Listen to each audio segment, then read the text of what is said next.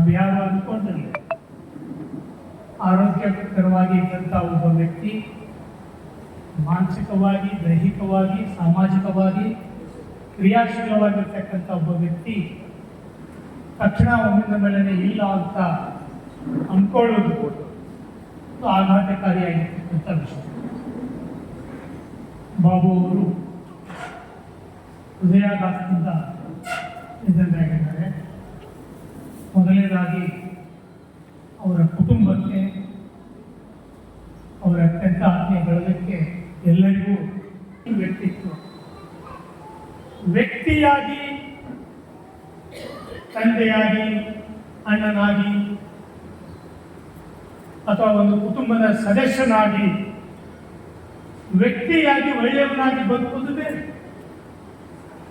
ಅದು ಒಂದು ಒಳ್ಳೆಯ ವ್ಯಕ್ತಿತ್ವವಾಗಿ ಬೆಳಿಬೇಕಾದಾಗ ಅವನು ಕುಟುಂಬವನ್ನು ದಾಟಿ, ತನ್ನ ಜಾತಿ ಧರ್ಮವನ್ನು ಮೀರಿ ಇಡೀ ಸಮಾಜಕ್ಕೆ ಒಂದು ಒಳ್ಳೆಯ ಸಂದೇಶವನ್ನು ಕೊಡ್ತಕ್ಕಂಥ ಅಥವಾ ಸಮಾಜದ ಒಳಿತೆಯನ್ನು ಬಯಸ್ತಕ್ಕಂಥ ಒಬ್ಬ ವ್ಯಕ್ತಿಯಾಗಿ ಬೆಳೆದಾಗ ಮಾತ್ರ ಅದೊಂದು ಸಾಮಾಜಿಕ ವ್ಯಕ್ತಿತ್ವ ಆಗ್ತದೆ, ಭಿನ್ನ ವ್ಯಕ್ತಿತ್ವ ಆಗ್ತದೆ, ಒಂದು ಪ್ರಗತಿಪರ ಆಲೋಚನೆಯ ವ್ಯಕ್ತಿತ್ವ ಆಗ್ತದೆ.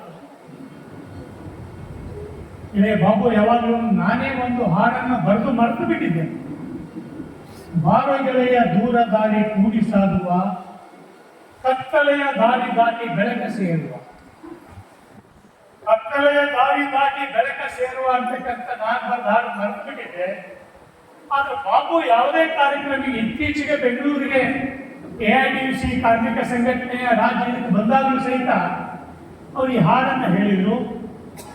ಅಂದರೆ ಬಾರೋ ಗೆಳೆಯ ದೂರ ದಾರಿ ಕೂಡಿ ಸಾಗುವ, ಕತ್ತಲೆಯ ದಾರಿ ದಾಟಿ ಬೆಳಕ ಸೇರುವ ಅಂತಕ್ಕಂಥ ಗೆಳೆಯ ಇನ್ನೂ ಕತ್ತಲೆ ಇದೆ, ಕತ್ತಲೆ ಹೆಚ್ಚು ಆವರಿಸ್ತಾ ಇದೆ.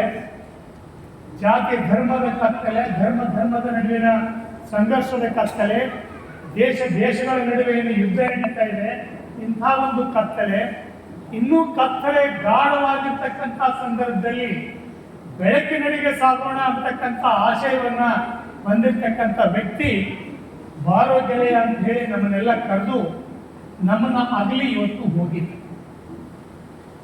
ಮುಂದರ್ಗಿ ಅಂತ ಒಂದು ಪ್ರದೇಶದಲ್ಲಿ ಕೃಷಿ ಪ್ರಧಾನವಾದ ಊಳಿಗಮಾನ್ಯ ವ್ಯವಸ್ಥೆ ಇರ್ತಕ್ಕಂಥ ಒಂದು ಪ್ರದೇಶದಲ್ಲಿ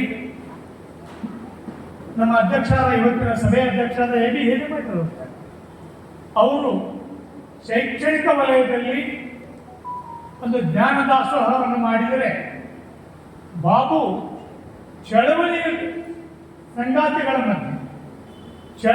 ಸಂಗಾತಿಗಳ ಮಧ್ಯೆ ಒಂದು ಸ್ನೇಹ ದಾಸೋಹವನ್ನು ಮಾಡಿ, ಅವರು ಸ್ನೇಹದ ಮೂಲಕನೇ ಯಾವತ್ತೂ ನಮ್ಮನ್ನೆಲ್ಲರನ್ನು ಕರೆದಾಗ ಯಾವತ್ತೂ ತಾತ್ವಿಕವಾಗಿ, ಸೈದ್ಧಾಂತಿಕವಾಗಿ ಮೊದಲು ಮಾತಾಡ್ತವ್ರಲ್ಲ.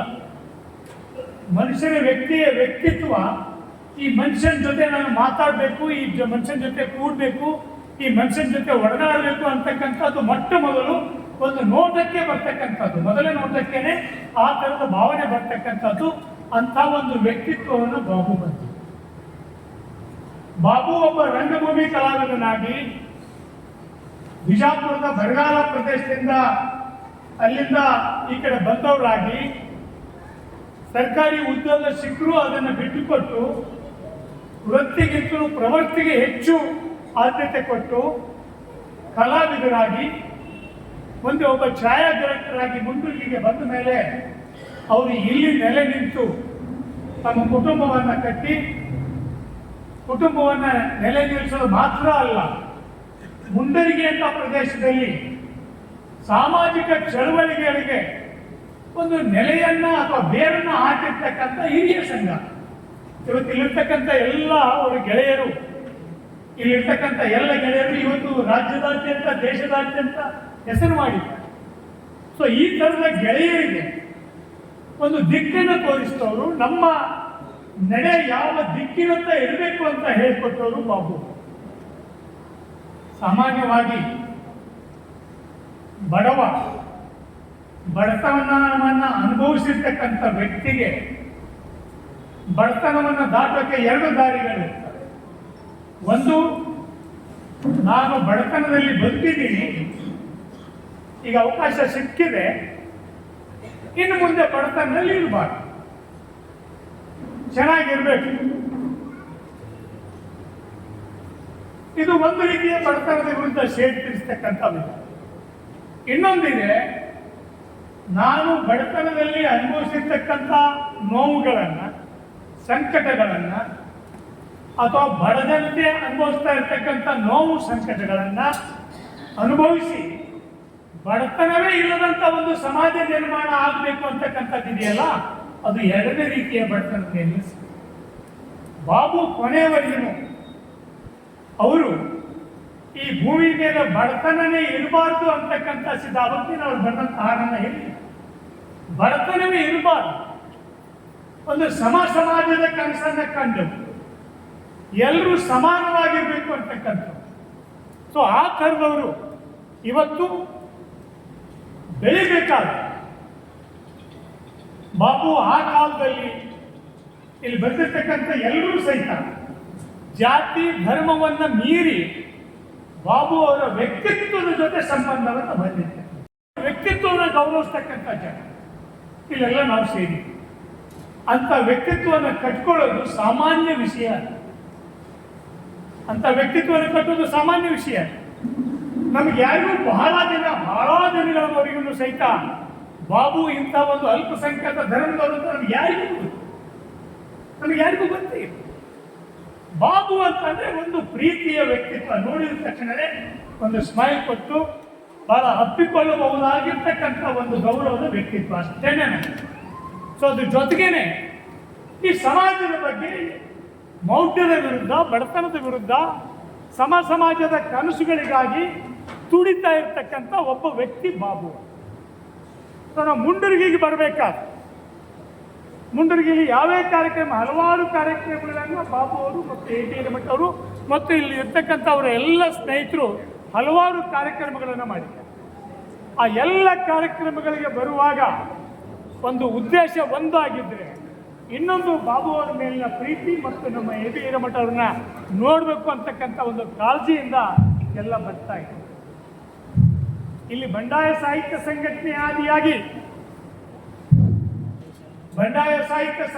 ಆದಿಯಾಗಿ ಬಹುತೇಕ ಚಟುವಟಿಕೆಗಳನ್ನು, ಚಳವಳಿಗಳನ್ನು ಈ ಪ್ರದೇಶದಲ್ಲಿ ಮಾಡಿದ್ದಾರೆ. ಸೊ ಬಾಬು ಅವ್ರ ಜೊತೆ ಇರ್ತಕ್ಕಂಥ ಎಲ್ಲ ಗೆಳೆಯರ ಹೆಸರು ಹೇಳಕ್ಕಾಗೋದು, ಅಷ್ಟು ಜನ ಒಂದು ದೊಡ್ಡ ಪಡೆಯನ್ನೇ ಇಲ್ಲಿ ಹುಟ್ಟುಹಾಕಿದ್ದಾರೆ. ಆದರೆ ಮೂಲ A.T. ಹಿರೇಮಠ ಅವರು ಮತ್ತು ಬಾಬು ಅವರು ಆರಂಭ ಮಾಡಿರ್ತಕ್ಕಂಥ ಈ ವೈಚಾರಿಕ ಚಿಂತನೆಗಳು, ವೈಚಾರಿಕ ಚಟುವಟಿಕೆಗಳು ಒಂದು ವೈಚಾರಿಕ ಚಳವಳಿಯಾಗಿ ಪರಿವರ್ತನೆ ಆಗ್ತಕ್ಕಂಥ ಕೆಲಸ ಇಲ್ಲಿ ಆಗಿದೆ. ಇದ್ರ ಜೊತೆಗೇನೆ ಇನ್ನೂ ಒಂದು ಅಂಶವನ್ನು ನಾವು ಹೇಳಬೇಕಾಗ್ತದೆ. ಒಬ್ಬ ವ್ಯಕ್ತಿಯಾಗಿ ಪ್ರಗತಿಪರ ಆಗೋದು, ಜನಪರ ಆಗೋದು ಸರಳವಾಗಿರ್ತದೆ. ಆದರೆ ಒಂದು ಕುಟುಂಬವನ್ನೇ ಜನಪರವಾಗಿ ಪರಿವರ್ತನೆ ಮಾಡಬೇಕು. ಇಲ್ಲಿರ್ತಕ್ಕಂಥ ನಮ್ಮ ಎಲ್ಲ ಗೆಳೆಯರಿಗೆ ಬಾಬು ಅವರ ಕುಟುಂಬ ಅದೊಂದು ಪ್ರತ್ಯೇಕ ಬೇರೆ ಕುಟುಂಬ ಅಂತ ನಮಗೆ ಯಾರಿಗೂ ಅನಿಸೇ ಇಲ್ಲ.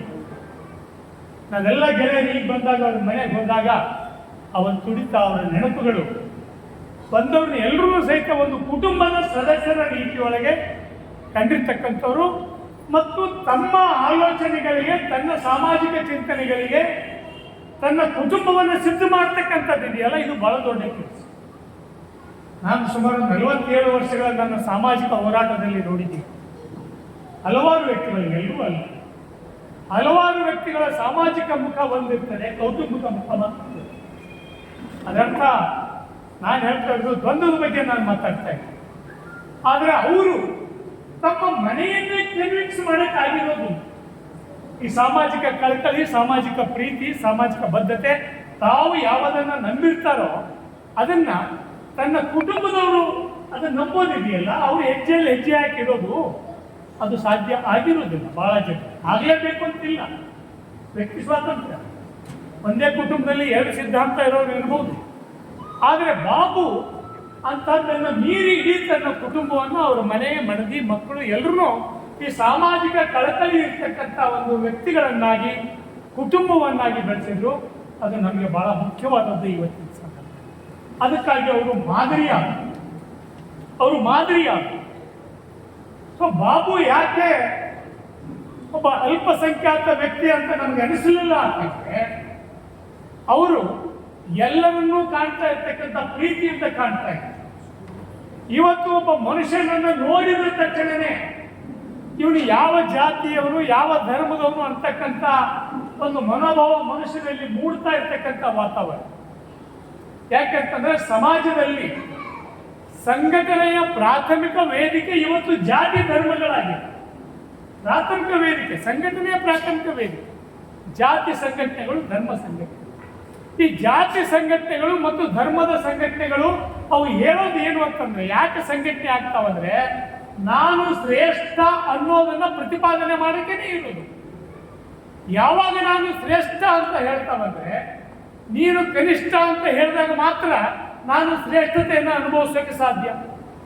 ಇನ್ನೊಂದು ಜಾತಿಯನ್ನ, ಇನ್ನೊಂದು ಧರ್ಮವನ್ನ ಕನಿಷ್ಠ ಅಂತ ಹೇಳಿ ಅದರ ಮೇಲೆ ನಾನು ಶ್ರೇಷ್ಠ ಅಂತ ಹೇಳ್ಕೊಳ್ತಕ್ಕಂಥ ಒಂದು ಮನೋಭಾವ ಇದೆಯಲ್ಲ, ಇದು ಜಾತಿ ಸಂಘಟನೆಗಳ, ಧಾರ್ಮಿಕ ಸಂಘಟನೆಗಳ ಮೂಲ.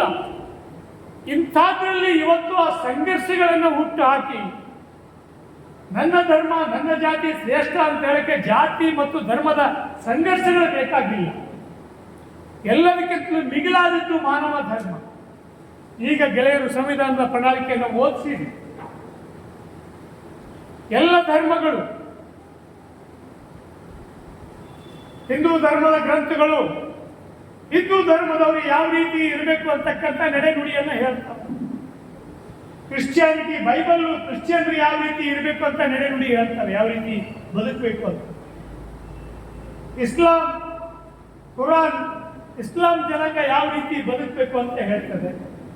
ಆದರೆ ಹಿಂದೂ, ಮುಸ್ಲಿಂ, ಕ್ರಿಶ್ಚಿಯನ್ ಎಲ್ಲ ಜಾತಿ ಧರ್ಮದವರು ಹೇಗೆ ಕೂಡಿ ಬಾಳಬೇಕು ಅಂತ ಹೇಳೋದು ಈ ದೇಶದ ಸಂವಿಧಾನ. ಸೊ ಅಂಥ ಒಂದು ಸಂವಿಧಾನಕ್ಕೆ ಗೌರವ ಕೊಟ್ಟು ಸಂವಿಧಾನದ ಆಶಯಗಳನ್ನು ಈ ಪ್ರದೇಶದಲ್ಲಿ ಪ್ರಗತಿಪರ ಸಂಘಟನೆಗಳ ಮೂಲಕ, ಹೋರಾಟಗಳ ಮೂಲಕ ಜಾರಿಗೆ ತಂದವರು, ತಮ್ಮ ಇಡೀ ಬದುಕಿನುದ್ದಕ್ಕೂ ಅದನ್ನು ಅಳವಡಿಸಿಕೊಂಡವರು ಗೆಳೆಯ ಡಿ ಬಾಬು ಅವರು. ಈ ಪೋಸ್ಟರ್ ಕೆಳಗಡೆ ಬಂದಿದೆ.